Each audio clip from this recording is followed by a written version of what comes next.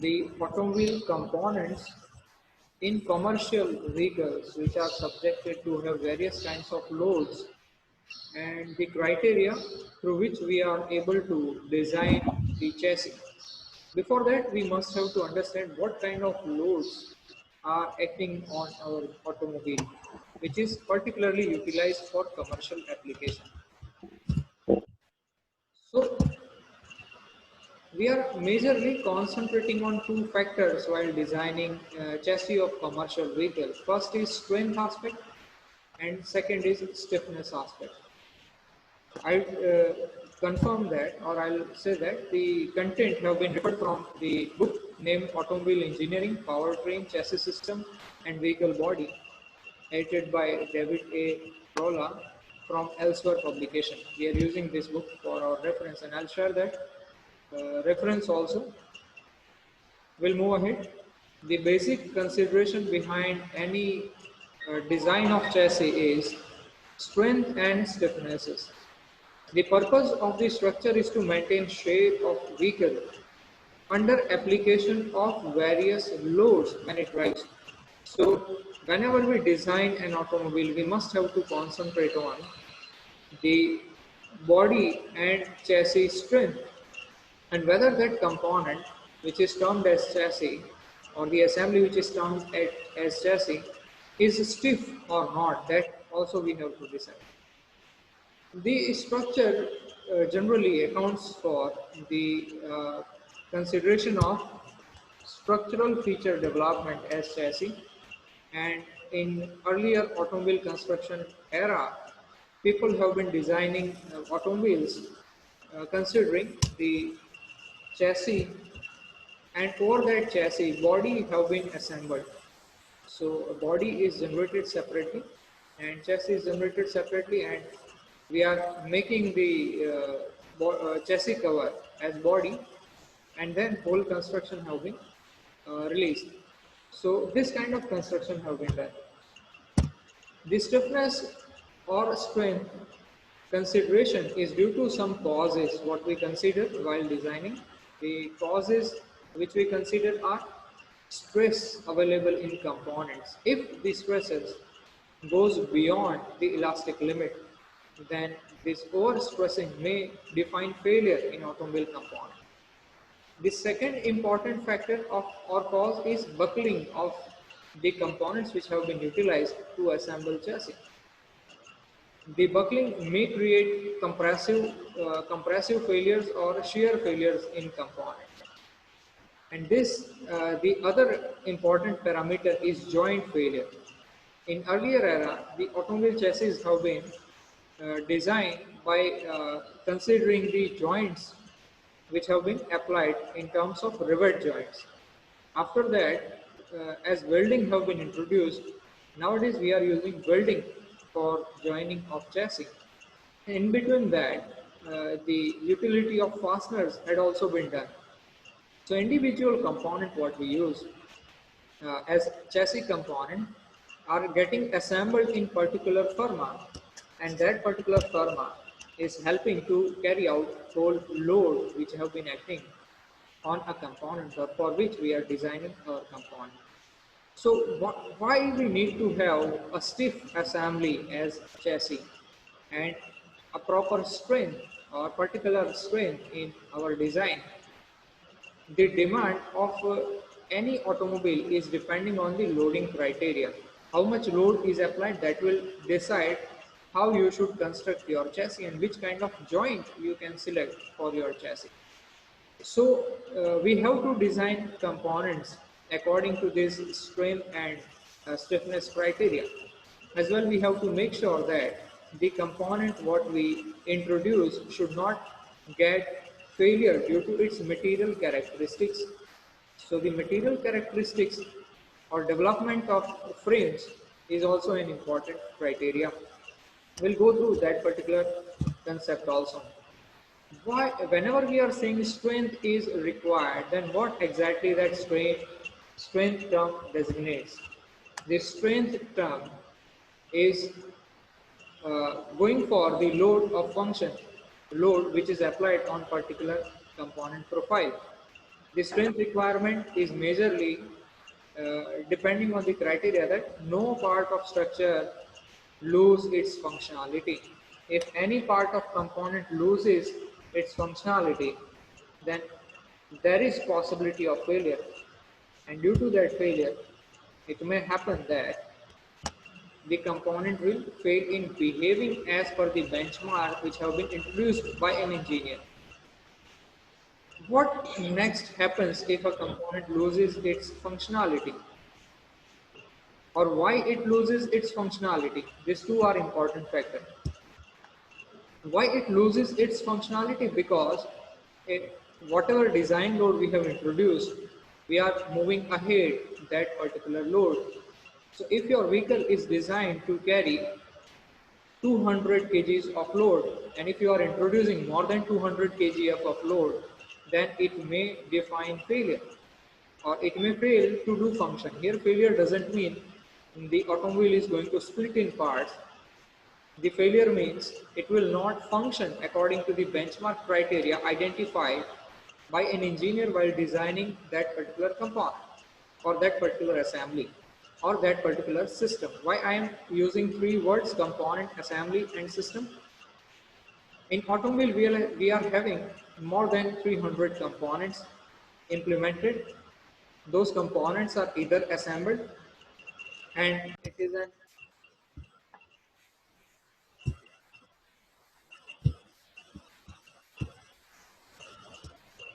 why we are saying automobile is an assembly, because it is combination of more than 300 components.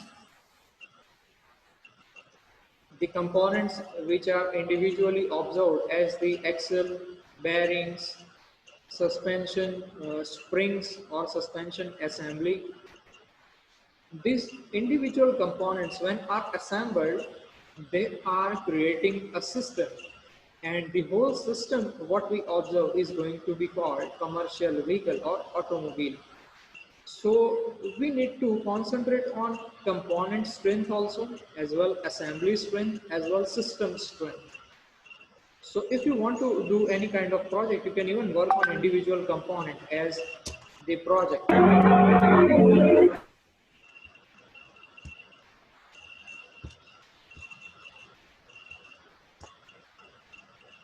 How we are observing strength in particular component moving ahead as assembly and system. Whenever any component is considered to have forces, the component due to its material characteristics will get deformed, and deflection which is available in that component further decides the strength of component. So the you are able to observe the image available over here, the graph available over here. Whenever any component is subjected to force, then it will deflect. So component when it deforms permanently, we are having two kinds of deformation: elastic deformation and plastic deformation. When it deforms in elastic limit, then that particular criteria is going to be its material characteristic strength. And when it deforms permanently, means plastic deformation have been applied, at that time we are saying the component is now is not capable enough to carry loads. It will deform permanently, so there is possibilities of major failures in your component. At a point when it deforms, it is failure of component, but that doesn't mean component is splitted in parts. Still you are having possibilities to handle that kind of conditions. So the maximum load what it can carry without deformation is relating to the strength criteria, and in elastic limit it is handling some stresses, then that particular criteria is going to designate its stiffness in automobile components. Now what is stiffness basically? The stiffness is of component or structure or assembly or system is going to be considered for its vibrational characteristics. Under case of fluctuating loads, if your component is stable enough or it is maintaining its strength, then there would be a stiff component. If it is not maintaining its strength, then it will define failure. And due to that failure, it may happen that your component is not performing well. Low stiffness can lead to unacceptable vibrations, and high stiffness may define a rigid construction, and due to that, your component may fail under load of fluctuating loads. So these are the considerations what we refer. So if we are too much sure about what stiffness my component offers or what is the requirement of strength, then we can design a good machine component. What are the major stiffness criteria we observe generally in automobile? We are working on two different stiffness criteria: bending stiffness and torsional stiffness. The bending stiffness is generally related to symmetric vertical deflection of points near the center of wheelbase to multiple of the total static load on the vehicle. We can say if a component is subjected to load at center and the loading criteria or the support criteria is simply supported beam, then it is having bending inside that component. And when we define twist of component, torsional load is applied, then it is subjected to torsional stiffness. Your component, if it is deforming for theta and regaining its original position after removal of load, then at that time the stiffness which is offered to that component is going to be called torsional stiffness. And when a component is subjected to uh, point load or UDL or UVL on the component surface, and under that action of load it bends and creates profile like elliptical shape or parabolic shape or semicircle shape, then it is going to be called bending. And we are aware that we are having one expression: force is equal to stiffness into deflection. So under action of force, if your component deflects, then the ratio of force to deflection is going to be called stiffness. And here we are referring same stiffness under action of bending loads and torsional loads. The equational criteria will be different. We'll go ahead in detailed discussion for that criteria also. Whenever we are saying vibration is considered for observation, why to refer vibration? Because whenever we are working on automobile that is dynamic by nature, starting from the bottommost component wheel to the suspension system to the engine and a driving mechanisms as well, the body is subjected to vibrations whenever it operates. Whenever vehicle is sturdy at particular position, we are not even switching on the engine, there is zero movement in the system. So, or there is zero force development in the system. So the system is static by nature. But if we switch on the engine, then engine is creating fluctuating load. We are aware that IC engines are having piston cylinder assembly, and it is subjected to have multiple strokes, and during those strokes what happens, fluctuating loads are created inside the engine, and those fluctuating loads are majorly acting on crankshaft, and shaft is having is bounded in a casing. So the loads which are acting on shaft are transferred to the casings through bearings, and this casing is mounted on chassis frame. So ultimately these loads are transferring to chassis, and after that the loads are transferred to the base frame. After chassis we are having suspension systems, and after suspension system we are having wheels. So ultimately loads are transferred to wheels. So the fluctuating load which is generated in engine is transferring to whole body profile, chassis profile and base or wheels.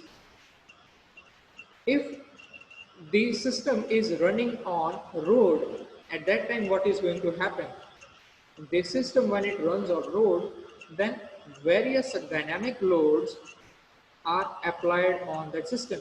Now system is in inertial condition, so wind velocity will also affect, inertial load will also affect on component, road conditions will also define different kind of fluctuating loads as a reaction in automobile. So that variable reactive loads are also fluctuating loads. So it will also designate various kinds of vibrational behaviors. So this is going to be an important parameter of observation. So under each case of load, your individual component is subjected to bending as well subjected to twist or torsion. Due to that, we are majorly referring the stiffness as bending stiffness and torsional stiffness in individual component of automobile. Now, whenever we are working on vehicle type or vehicle concept development, we are generally referring these criteria to have a satisfactory structure.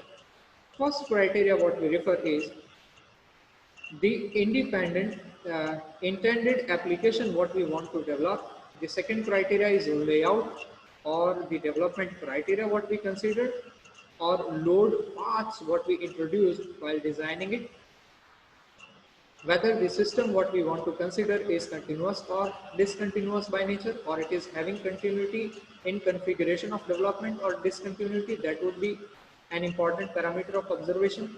And the structure what we want to develop. We are aware that the bicycle structure, to have four-wheeler, we cannot develop bicycle structure, two bicycles arranged with besides each other and welding its frame.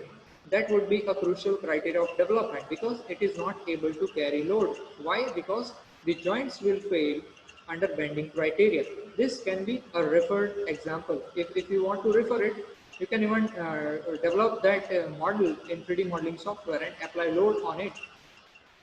So it may define bending failures or torsional failures in whole system what we configure by assembling two bicycles besides each other and applying the pipe by welds. The third important criteria is appropriate sizing of panels and sections. Why? Because the size what we refer, you can even use example of motorbike chassis or the bike chassis which is made from pipes. So if you use C section or box section for it, then it is you will face difficulties in bending it. As well, you will face difficulty to define various assemblies on that particular chassis frame. Bending, first the fabrication criteria is important. So your size of panels or sections should be according to the design or flexibility of design what you demand in your design. Okay, so you have to make sure that whatever construction you want to develop, you are using, or the selection of cross section or panel is appropriate for that design or not. The next important criteria is joint possibilities. If your construction what you want to define, automobile construction, if the joints are not possible in that construction, or if joining criteria is difficult, you are defining multiple interconnections of components, then also it is difficult to have a particular development with specific strength. As we are as we have referred earlier, strength and stiffness are the important criteria what we refer to develop chassis. So we have to keep in mind what strength is required in component, how much stiffness is demanded, whether it is stiff for the criteria what you want to develop as an automobile design or not. You have to make sure each and every criteria.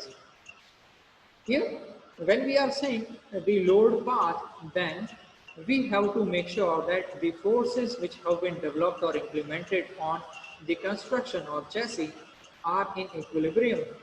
What equilibrium means?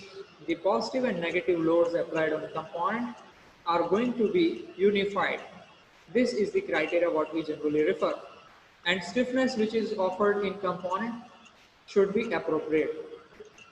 The second important criteria is interface loads. So whenever we are applying load or referring load which is applied on component, it should be evenly distributed according to the strength of component what we have identified or stiffness of component what we have identified. As well, the interfaces what we identify, it should not fail under action of those particular loads. So we have to decide size and cross section of component according to its bending stiffnesses and according to its torsional stiffnesses. We have discussed that chassis frames are having loads and chassis frames are configured in multiple ways.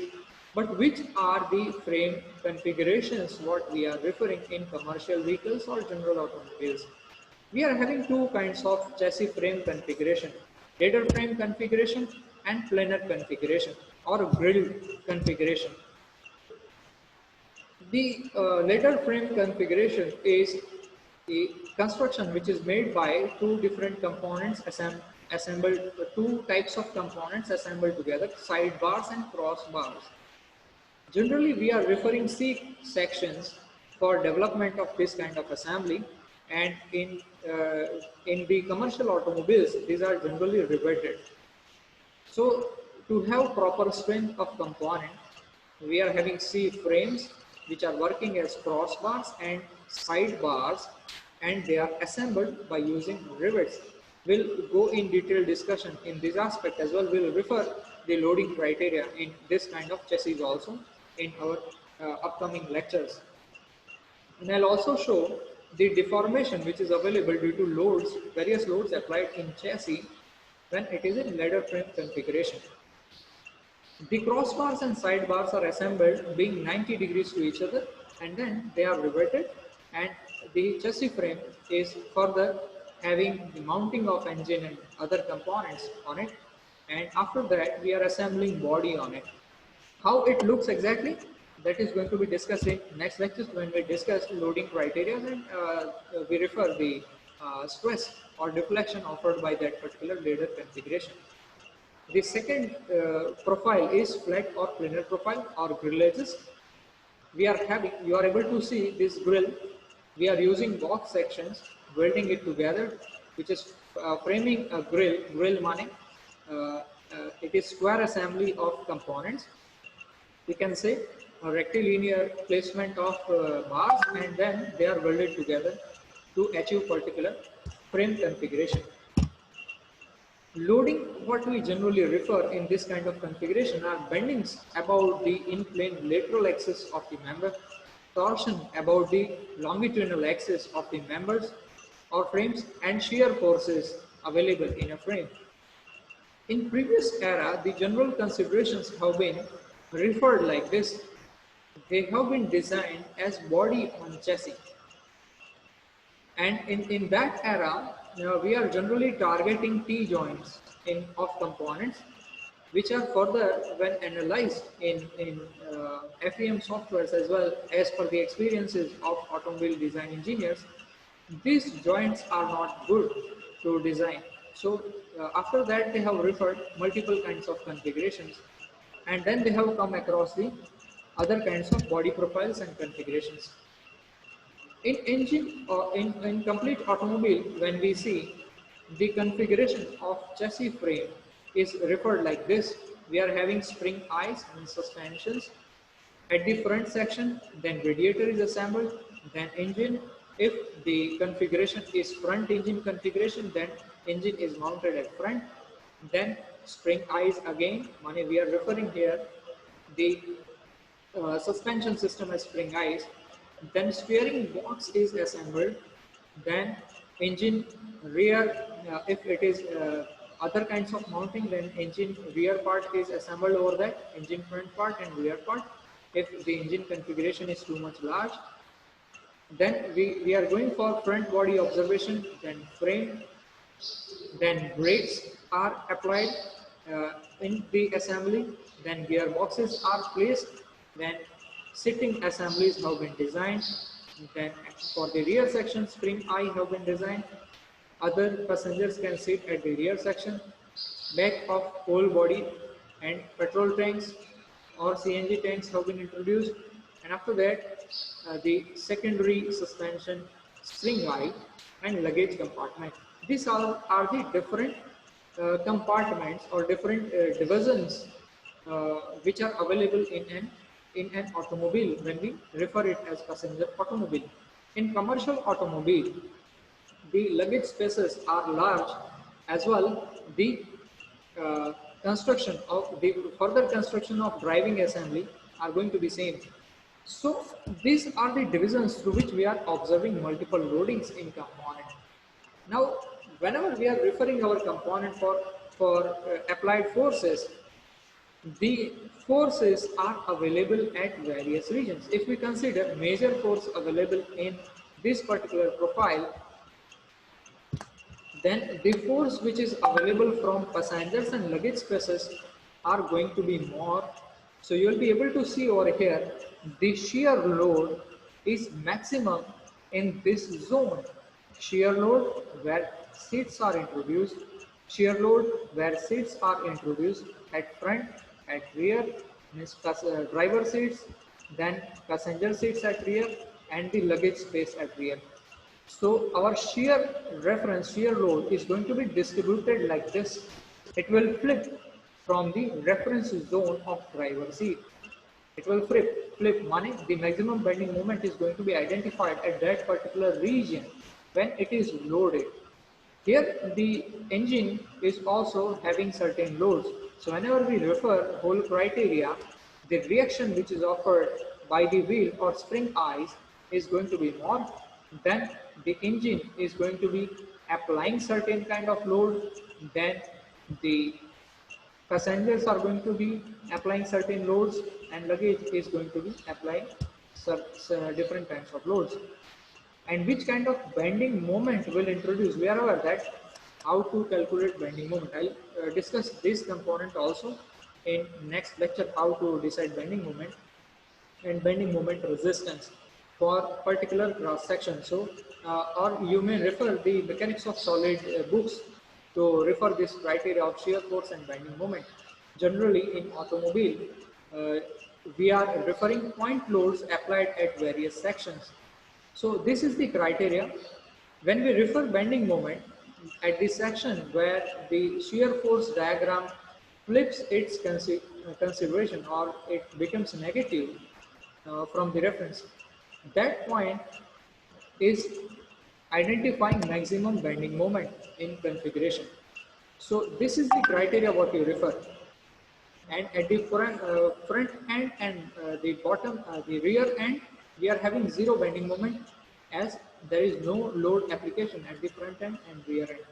We'll discuss these diagrams also depending on an example, and that example, if you refer, then it will also be available in your exams. For exams, how to calculate shear force and bending moment in later frame chassis profiles for two-dimensional configuration rather than three-dimensional configuration. We go for two-dimensional loading condition. Now, if you are having any queries or questions, you can ask me.